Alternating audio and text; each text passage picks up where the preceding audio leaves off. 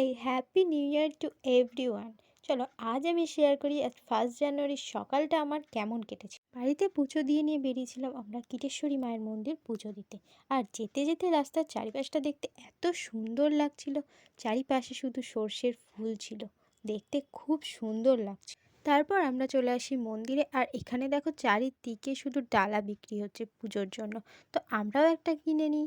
এরপর চলে যাই মন্দিরের, তারপর আমরা মন্দিরের ভেতরে চলে আসি, আর তারপর এখানে পুজো টুজো দিয়ে নিয়ে তারপর মায়ের দর্শন করলাম। আর মায়ের মুখটা এত সুন্দর যে মনে হচ্ছিল একভাবে তাকিয়ে থাকি। তারপর আমাদের পুজো দেওয়া শেষ হয়ে যাওয়ার পর মেলার চারপাশটা একটু ঘুরে দেখলাম।